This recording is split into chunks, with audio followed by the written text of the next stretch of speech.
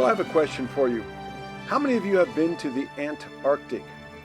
Probably not too many. Only about 100,000 people go there each year. That's 0.00013% of the almost 8 billion people who live on this planet. And I have a second question for you. When you think of the Antarctic, what do you think of? Well, probably like I did before I went there. Endless ice sheets stretching as far as the eye can see, and icebergs floating by, and maybe a few penguins, and cold, frigid, sub-zero temperatures. Well, to be totally honest with you, that's exactly what I thought too. And for years, my wife tried to arm twist me to go there, and I just refused. And I just figured it was an endless, barren wasteland. What's the point? Wow, was I wrong about that. What we're looking at here is Elephant Island, and this was my first view from my ship's stateroom balcony of the Antarctic. And for those of you who know a little something about the early 20th century polar explorations going on in the Antarctic, you'll know that Elephant Island is where the ill-fated Ernest Shackleton polar expedition was marooned after their ship, the Endurance, sank. And it was here that the crew was left for 4 months after Ernest Shackleton and several other of his crew got into a small little 22-foot boat and made the treacherous 800-mile journey to South Georgia Island to find a ship and sail back and rescue their men. And this all occurred in 1916.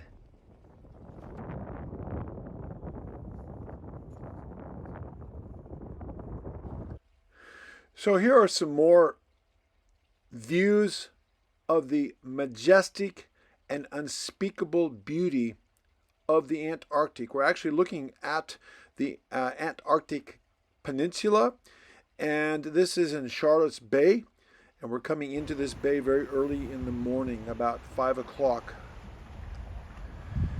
And again, it's worth repeating that I had no idea of the beauty of the Antarctic when I first came here. I have been privileged to travel in many countries, several dozen countries on many continents, and I have spent much time in the mountains, hiking, mountain climbing, trekking on glaciers, skiing off of mountains, backpacking, hiking in the Swiss and French Alps, the Canadian Rockies, the US Rockies, the Cascade Mountains of Oregon and Washington, from one end of Alaska to the other, the Sierra Nevadas, and many other mountains beside. And I quickly realized that the Antarctic and the continent of Antarctica, which is twice the size of Australia, it's totally in a class of its own and completely otherworldly. So in this video, we are going to primarily focus on icebergs, just one little aspect of our trip to Antarctica. Honestly, Sandy and I were as captivated by the icebergs as we were by anything else in the Antarctic. We sat on our balcony watching them go by in rapt fascination and attention with cameras in hand. Each one so beautiful and unique. It just mesmerized us intensely. We just sit here on our deck, look out the window from our warm cabin, and watch the world float by. A gigantic iceberg. I think it's the biggest one we've seen yet that has been passing by us as we cruise along. It's probably probably about at least 150, 200 feet high. I'm guessing about a half a mile long. The thing is huge. One of the things for me that is most captivating about the Antarctic is its vastness, its hugeness, how all-encompassing it is all around you, above you, below you, everywhere. And yet as large and looming as it is, other than the wind blowing, it is totally silent. Well, almost. Sometimes you can hear the waves lapping, the sound of a whale spouting, or maybe even bellowing while he is spouting, or the splashes of penguins porpoising, jumping, swimming through the water and splashing each time they come down. Or if you're really, really silent and you happen to be pulling up next to a glacier, listen carefully and you can hear glacial thunder. Literally, the sound of a glacier cracking, moaning, churning, grinding down deep inside. So what you are looking at now is the largest iceberg in the world, Iceberg A23A, which broke off of the Antarctic continent in 1986 and got grounded on the Filchner-Ronne ice shelf, but recently broke loose and is now floating free. Iceberg A23A is 36 miles by 47 miles in size, roughly 1,500 square miles in area. That's 4 times the size of New York City and twice the size of metropolitan London.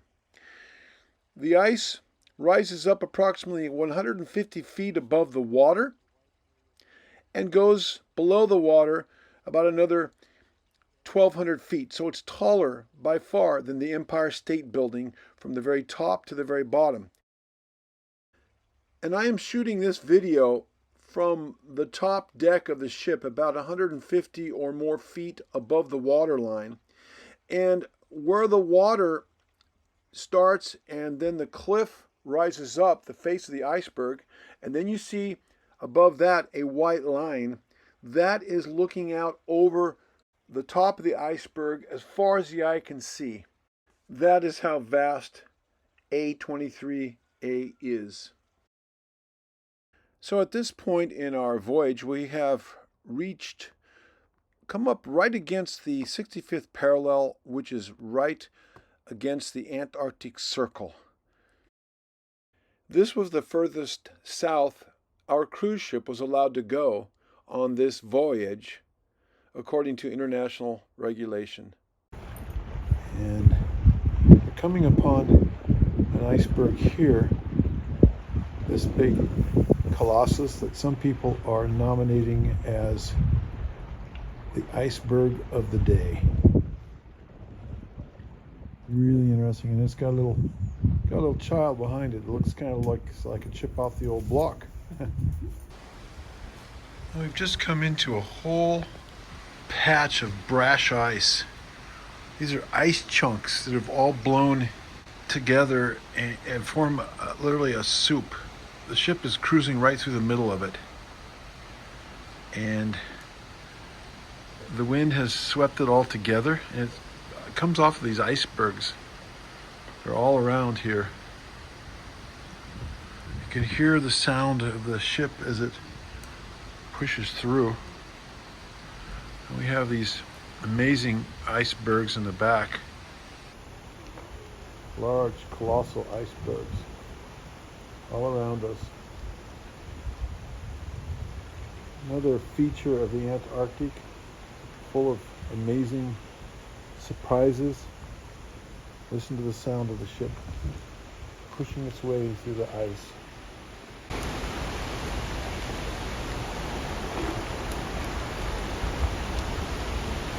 Fascinating.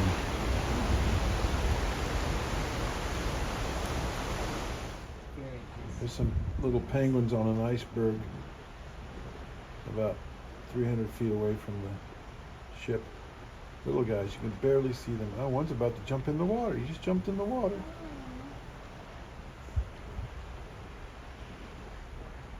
It shows you the backdrop. Okay, there's 4 penguins up there. Spectacular view.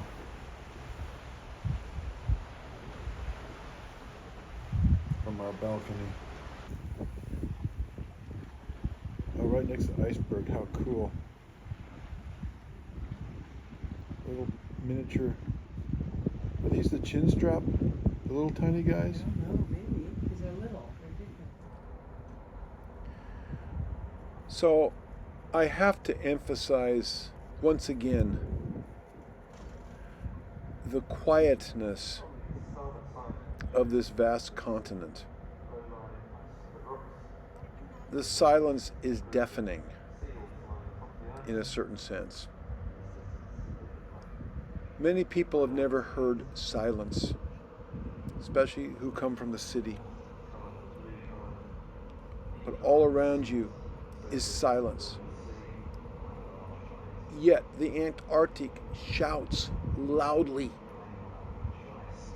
in a silent way. It just screams vociferously in so many ways. It speaks to the innermost being, the deepest depths of a person's being,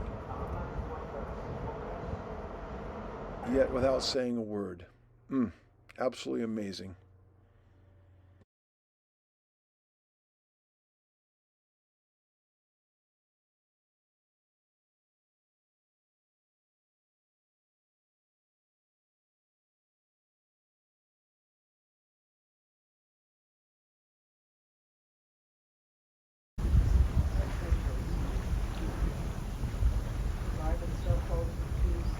So this cool little iceberg, you see the top of it, and you can also see the outline of it under the water. You don't always get to see that, but this one, it was visible. Another piece of ice, a unique ice sculpture. Each one is so beautiful in its own right. Really hundreds of them out here. Not thousands.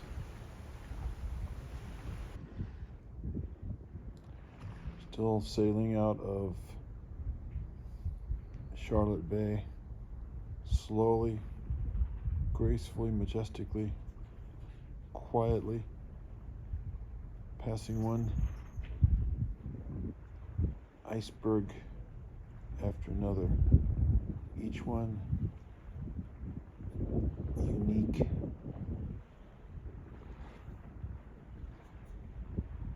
Here the ice, which was once encased in the continent, now floats free, released from its prison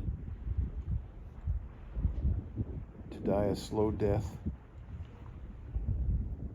in these Antarctic waters, which are at this time of the year in the summertime are maybe 1 or 2 degrees above freezing. But in the wintertime, these icebergs will be locked into 3 feet of ice as this bay freezes over completely for many months at a time.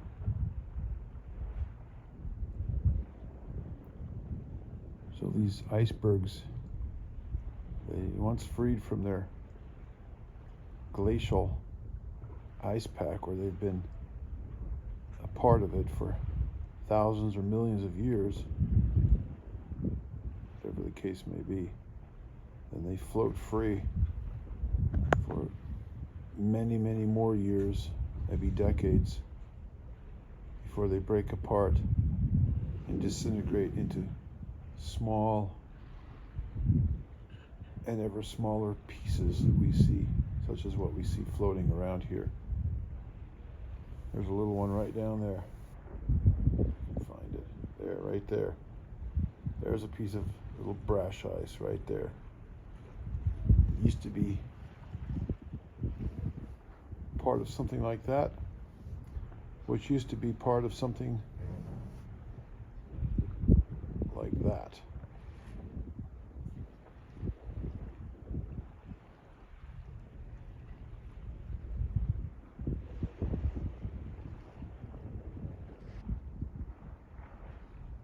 Amazing piece of ice here in Charlotte Bay. It's literally an art gallery of sculptures. I've never seen anything more beautiful in any of the museums, the great museums of the world that I have been privileged to go through. The Louvre, the British Museum of Art, National Gallery, Metropolitan Museum of Art, the Vatican Museum, to name a few.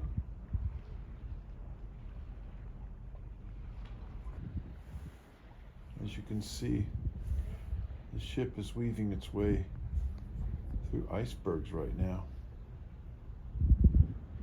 returning to miss those two icebergs.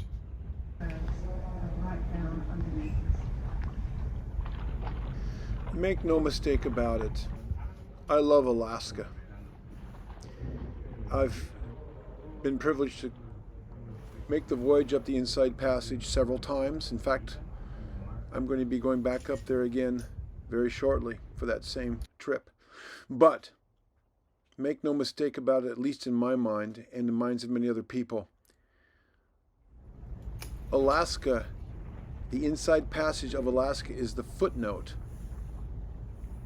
to the book, to the volume entitled Antarctica. Another beautiful iceberg here in Charlotte's Bay as we look across the bay at the Antarctic continent.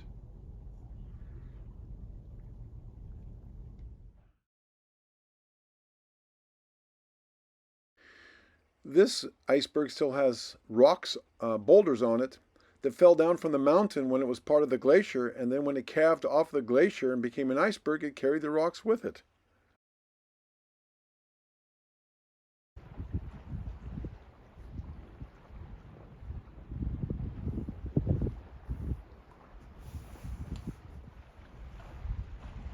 More icebergs here in Charlotte's Bay.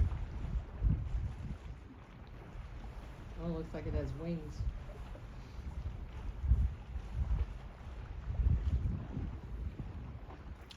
It's like an art gallery. It really is. Just the icebergs alone.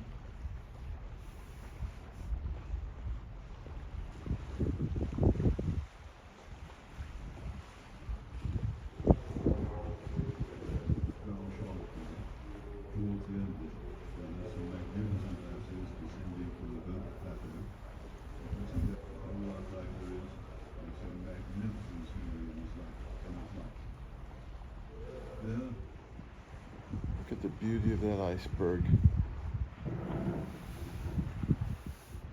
A piece of a sculptured masterpiece. As you all know, each snowflake is unique and unlike any other snowflake. Well, icebergs are made up of millions or trillions of individual snowflakes that were compressed over time into ice, into glacial ice.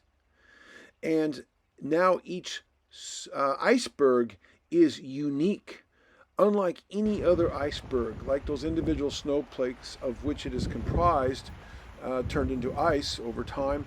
Now each iceberg is a unique piece of art.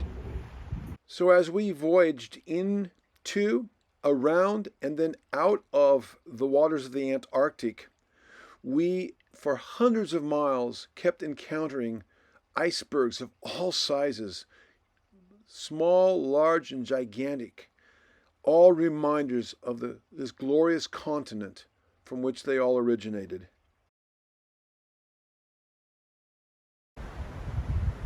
Watching the world of icebergs go by from our stateroom balcony.